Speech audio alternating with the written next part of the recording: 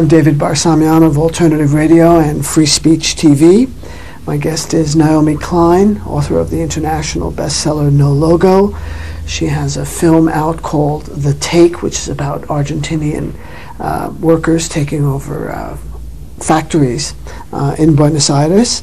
And we're here at the media conference in St. Louis. Welcome to the program, NAOMI. Thank you.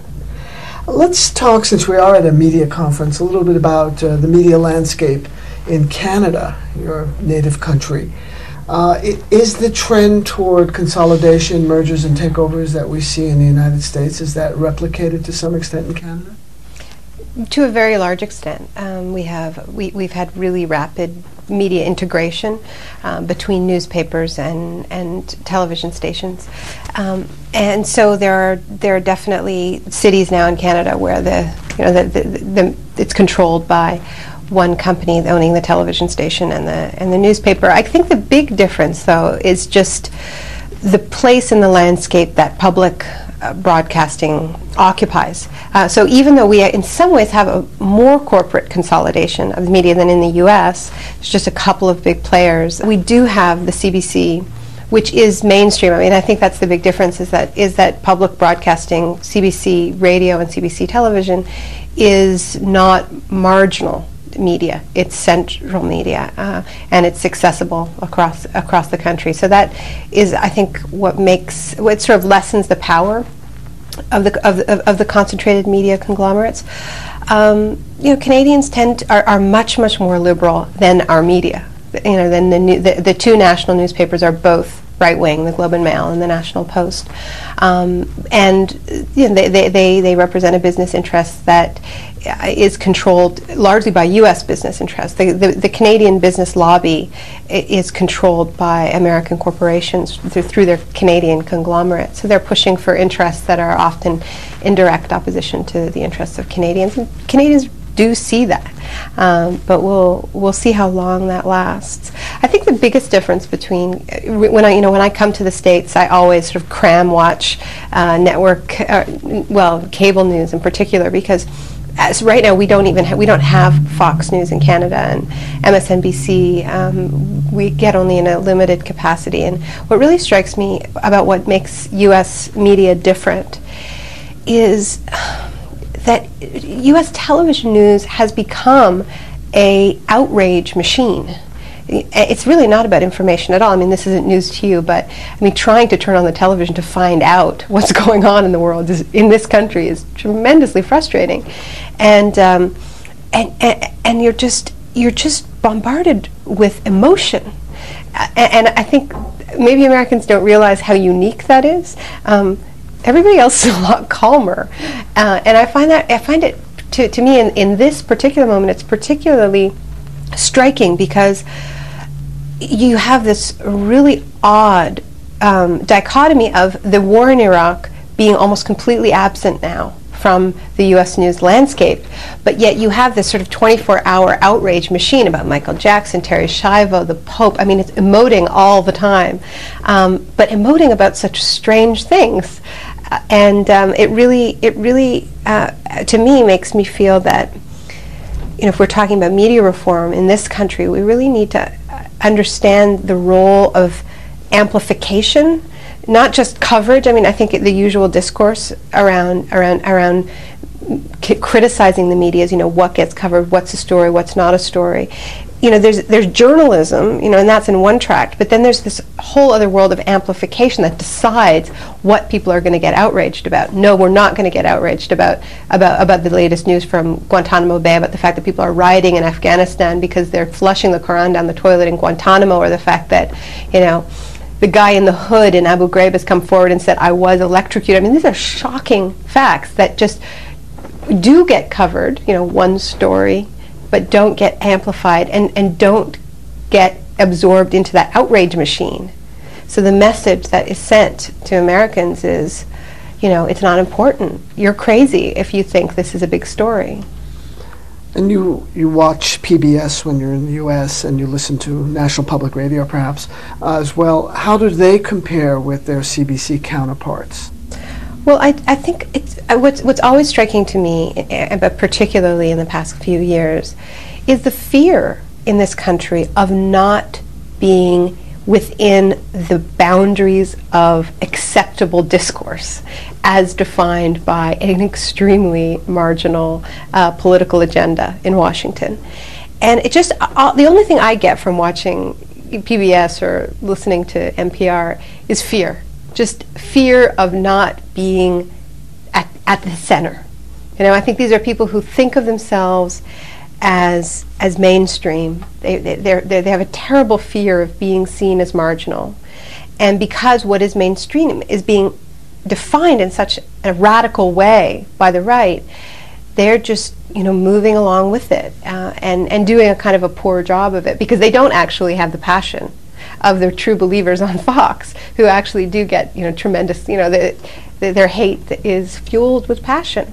So it just is, I guess, the worst of all worlds. One thing that's happened to Canada with relation to the U.S. is we feel more different than we have in the past, and I think that the extremism of U.S. political culture right now, very much fueled by right-wing media, is really isolating the U.S. from not just, you know, the Europe, which we know, but its own neighbors. We feel very alienated. Canadians feel very alienated from that culture. But one of the sort of side effects of that is that it's made Canada more inward-looking. You know, we're not sort of part of that, all this crazy stuff going on south of the border, and so in some ways Canadian news has gotten more parochial. So for me, it's a little bit frustrating. I feel like Canada's sort of because I'm happy that there is this feeling of differentness, but what I would love is if there were more communication throughout the continent, and there is this incredible uprising in Latin America, a rejection of neoliberalism. People are feeling that, you know, what I'm describing, a real differentness. You know, Chile is a really good example where there was, yeah, we're basically joining the U.S. I mean, that was the feeling just a few years ago, and now Chileans are saying, no, we want to join Latin America. Well, Canada's a kind of stranded because we're, you know, we don't want to be part of the U.S., but we're definitely not Latin American. Maybe Quebec could sort of be a more honorary member. Well, certainly your film, The Take, chronicles that kind of resistance to the neoliberal agenda. I'm interested that it was received quite generous funding from the National Film Board of Canada. Yeah. And I mean, that was part of our argument we were making when we went to the National Film Board, and the CBC for funding the film was made entirely with public funds. And there is this fairly parochial agenda within the funding of arts in Canada, where it's basically, you know, you have these agencies that exist to make sure that we aren't completely devoured by American culture, so that there is some Canadian cultures, just like in Europe. But unlike in Europe, where there's a sense of, like, you know, a French cinema being worldly, or Italian cinema being worldly. It doesn't just have to be about France or have to be about Italy. In Canada, we're a little bit more small-minded about these things. So it's like the mantra is always telling Canadian stories to Canadians, right? So we came to them and we said, well, we want to make a film with public money, but we want to make it in Buenos Aires. And they were like, well, why would Canadians care about that? And we made an argument to them that in some ways Argentina was like this dystopic vision, like what happened to Argentina with the economy crashing. You know, Argentina was on par with Canada in the 1950s in terms of its economic development. You know, it's a largely immigrant country, and the genocide against indigenous people in Argentina was complete. It's basically a country of Italians and Spaniards, some Englishmen, some Germans. No one likes to talk about those, and you know, so it's you know, it's an agricultural society. It's, you know, resource based. But we also made this argument of, you know, we have this trade integration. We have, you know, NAFTA, and we have the proposed free trade area of the Americas, and we need cultural and political exchange as well, not just economic exchange. And they asked us whether it was possible that if we could shoot any of it in Saskatchewan. And we said no, we have to shoot the entire thing in Argentina. And in the end, they went for it. And in fact, it really has resonated. I mean, we felt really strongly, you know, I felt like when I first went to Buenos Aires and looked around this just extraordinarily cosmopolitan city, you know, Paris of Latin America is what it's called, but, you know, there's so much, it's so easy when you hear about a developing country in North America to say, well, you know, it's interesting that in Bolivia they're having these huge protests, or in Ecuador that they just threw out their president, but you know, we feel ourselves to be so different culturally that we couldn't possibly be part of the same process. And I think one of the things that the movement against corporate globalization has really done very powerfully is look at how these movements are connected globally, to say that there is a global economic paradigm and it's affecting us all differently in different countries, but there are these threads of connection, and we've started to communicate across those lines, and using like the World Trade Organization, the International Monetary Fund, as our web to connect all these movements. And the film, I think, was really part of that. It's inconceivable that, say, a comparable organization in the United States, such as the National Endowment for the Arts, would fund such a film as The Take or Manufacturing Consent. Yeah. Another or the corporation. Yeah, and I mean, in this case, they didn't really know what they were funding, in the sense that we didn't know what we were making. I mean, the film ended up being quite radical in the sense that it's a film about workers taking over their factories and turning them into workers' cooperatives. Arguably communist propaganda. You know, we don't think it is, but we were certainly open to right-wing criticism, saying, you know, why are taxpayer dollars going to this, you know, frontal challenge to capitalism? Not critique, by the way. You know, I mean, this was not just saying corporations are bad and, you know, there's a problem with the system. It is documenting and, in fact, celebrating a process of people seizing the means of production. So it's a pretty radical idea. I think we got away with it because we had no idea that's what the film was going to be about. We said, look, Argentina is in an extraordinary moment right now. They've gone through 5 presidents in 3 weeks. They are meeting on every street corner in Buenos Aires, organizing neighborhood assemblies and unemployed workers unions. We want, and every camera that's there is being pulled and sent to the Middle East, because that's what was happening. And we said, we want to document whatever comes out of this process is going to be of global relevance, because the forces that crashed Argentina's economy were global. It is a casualty of neoliberalism. It applied this economic model to the letter, and this was the collapse that it created. So whatever they come up with in terms of an alternative will certainly, I mean, if not be directly applicable, certainly be interesting and relevant for all of us. But we didn't know they were going to take over 200 factories. That happened, you know, once we already got the funding. So we came home and we're like, we made a bit more of a radical film than we proposed, but it was too late. Well, with the U.S. focus on Iraq, there's a lot going on in Latin America, not just in Argentina, but throughout the continent. Popular movements, uprisings, governments being threatened, toppled in some instances. Evo Morales came within several points of becoming elected president of Bolivia. Ecuador just had a major regime change. What's your sense of Mexico? Election coming up.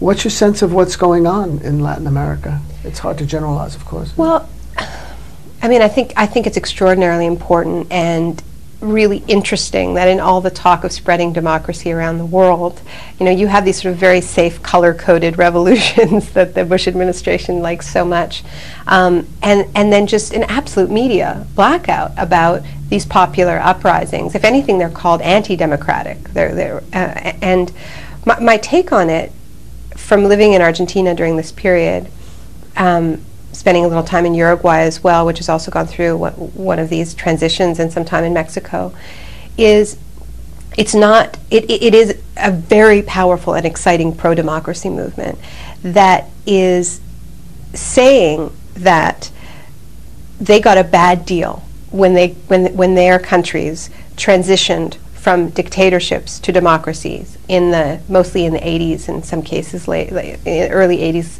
late 80s. That in all of these cases, there were deals made in transition periods. Argentina is a very good example. 1983, the dictatorship ends. It's a negotiated transition, and the generals team up with the International Monetary Fund and the new government, and they strike a deal. And the deal is, you can have the vote, but we're going to have what's called macroeconomic continuity, which means we will keep the key economic figures from the dictatorship, because in Argentina, like everywhere else in Latin America, it wasn't just that these were military dictatorships, it's that this is how neoliberalism was imposed in Latin America, with blood and fire, as they say. And the first thing Argentina's generals did when they took over is they made it illegal to go on strike, they lowered the minimum wage, they destroyed the trade unions, they began a process that, and they ran up the debt. They got huge loans. That took a country that had a $6 billion debt, ran it up to $47 billion. So the key thing that happens in the transition period is they negotiate to pass on the debt of the military that was accumulated under the dictatorship to the new democracy. And with that debt comes all of the IMF conditionalities. So what happens is that the newly elected democratic governments who come to power promising not just that you can vote, but that you'll have jobs, that you will have water, that you'll have housing, that you'll have economic rights, end up immediately breaking those promises because they can't keep them according to this deal. So that is what's breaking in Latin America right now. People are saying, actually, we want it all. We want deep democracy, not just the right to vote every few years. And so I think it's wonderfully exciting, and it is a challenge to the central truism of the neocons, which is that there's only one way to govern. Free markets and free people go hand in hand. Well, maybe they don't. Maybe free people don't want their version of free markets. What sparked the uprising in Bolivia was water privatization, then gas exports. I mean, in all these cases, privatization is the catalyst issue. People do not want to lose access to these basic services. They don't want them treated like commodities, and so yeah, I think it really is the birth of a deep democracy movement that is saying democracy is not just the ritual of voting; it's the right to live with dignity. And that's what's being demanded in Latin America. You're writing about something called disaster capitalism. What's that? Well, disaster capitalism, in many ways, is a response to precisely what's been happening in Latin America, to the fact that when people have a relative degree of freedom and a relative degree of peace, of course it's relative because none of these countries are so poor that they're living in daily violence, whether it's crime or the violence of poverty, but a relative, compared to countries at war, a relative kind of peace and freedom, that these countries are no longer willingly accepting the imposition of neoliberalism. When they have that freedom, they are rejecting it. And we're not just seeing it in Latin America, we're seeing it in India, we're seeing it around the world. And I think because of this, there's been an explosion of this industry that I call the disaster capitalism industry, or the reconstruction industry, which is continuing to impose neoliberalism. But now that it can't be imposed politely at World Trade Organization meetings where governments are just, politely have their arms twisted so that they sign on the dotted line, now that people are too mobilized in their home countries for that to happen, the favored way of imposing neoliberalism now is in the wake of a major disaster, a major body blow to a nation, like a war, like an invasion in Iraq, or a natural disaster like a hurricane or a tsunami. And the reason for that is because when a country is in shock, in body shock from a war, from a natural disaster, people are scrambling to survive. I remember I was in Argentina when the war in Iraq began, and when the first deals were signed, and we heard about the deal with Bechtel, and this was particularly interesting in Latin America because in Latin America, Bechtel, its name is synonymous with water privatization. So Bechtel gets the job to reconstruct the water system, and I wrote a column called Privatization in Disguise, and argued that after they finished rebuilding the water system, they were also going to privatize it because that's what they do. And I was invited on CNN International to debate somebody from the American Spectator, no, the Weekly Standard. And he said, this is absurd. Iraqis don't care about whether their water is being privatized. They care about whether they're going to get some water. And I said, that's exactly right. And that's exactly the point. I mean, you do this in a moment of national disaster because of course you can't care about whether your water system is being privatized when you've just lost family members, when you are struggling with daily survival. And so a lot of people sort of trace this particular chapter of disaster capitalism to Hurricane Mitch in 1995 when Honduras, Nicaragua were hit very, very hard. and this is like an untold story really, but in 2 weeks after Hurricane Mitch hit, in those 2 weeks, Honduras announced the privatization of its water system, its electricity system, its phone system. It reversed a law that prevented foreigners from owning land along the coast. I mean, it just revamped the whole economy along neoliberal lines. And now we're seeing the same thing happen post-tsunami, particularly in Sri Lanka, where you have a neoliberal government, you have a mobilized population, you have a tension, and then you have a disaster. And the disaster sort of softens the ground. People are scrambling, they can't respond, and the government in Sri Lanka has made this major push for privatization to grab the coastline from small boat fishing people, give it over to multinational tourism development companies, fish farms, things like this. So, it is the most anti-democratic thing you can do. I mean, this is the irony in the discourse around we're bringing democracy to the world. What is more of an affront to democracy than taking advantage of people when they are in their weakest possible state, and using those moments as sort of suspended animation of shock, when they are in many cases in post-traumatic shock, to push through tremendously unpopular and damaging policies. You've been covering the war in Iraq now well into its third year. The U.S. occupation seems to be open-ended. There are 14 what they call enduring bases that are being built. What's your sense of how the situation is evolving there? I think the U.S. is losing the war in Iraq, there's no doubt, but I don't think that means the Iraqi people are winning it. And I think we have to be very clear that it's not enough just to sort of want America to lose this war, because it's very much contested terrain, and Iraqis have to win it. I mean, they have to win it, and there has to be hope in that country that it's not just going to be completely wrecked, potentially partitioned, and then the world abandons it. I mean, that's a very, very real fear for Iraqis. So I think it's really important for the anti-war movement in this country to really talk about reparations, talk about what is owed to Iraq, as well as demanding the immediate withdrawal of troops. In terms of how it's going, I mean, it couldn't be going worse for U.S. troops, but I also think it couldn't be going worse for Iraqis. I mean, they are saddled with a government now that is deeply, deeply corrupt, that it has already broken almost every election promise it made.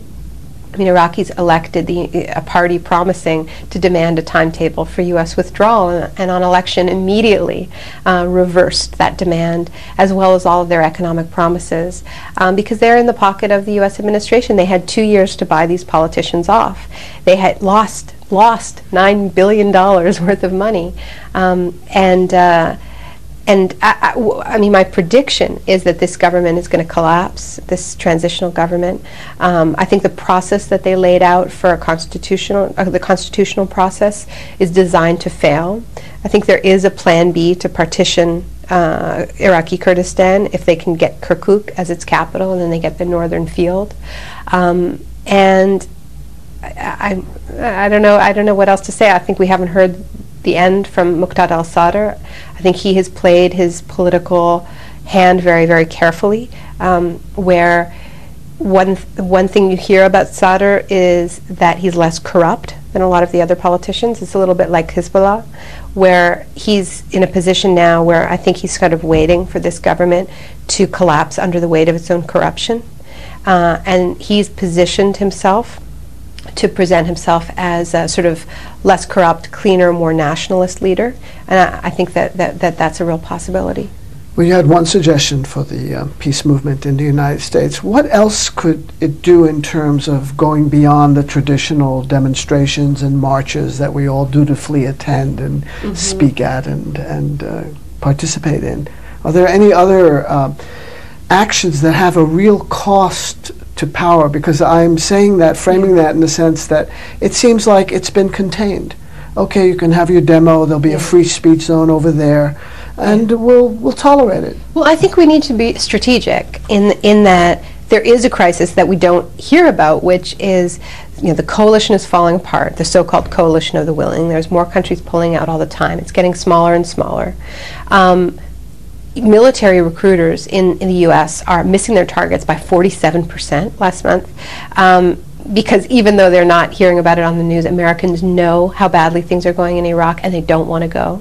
I think that statistic is very telling about what people actually understand about how bad things are. And I think that supporting the counter-recruiting campaign, I think there has to be a sort of a global strategy.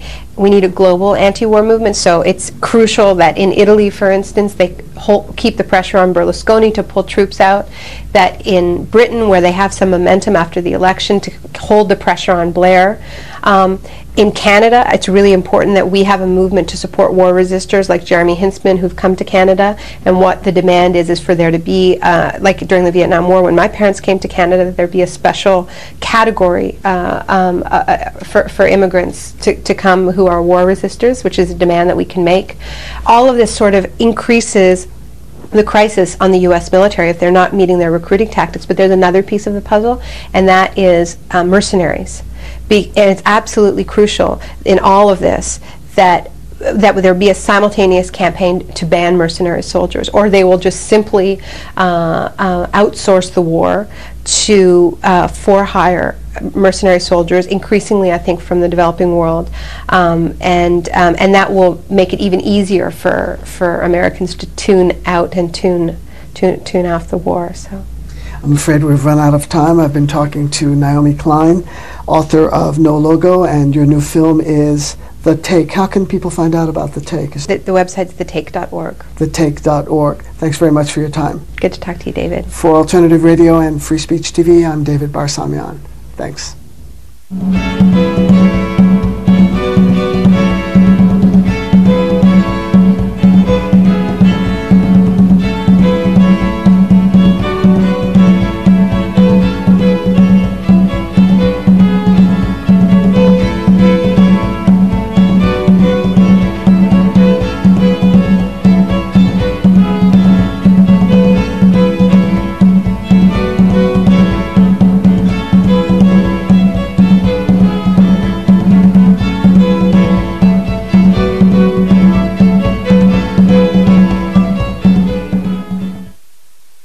Last year I won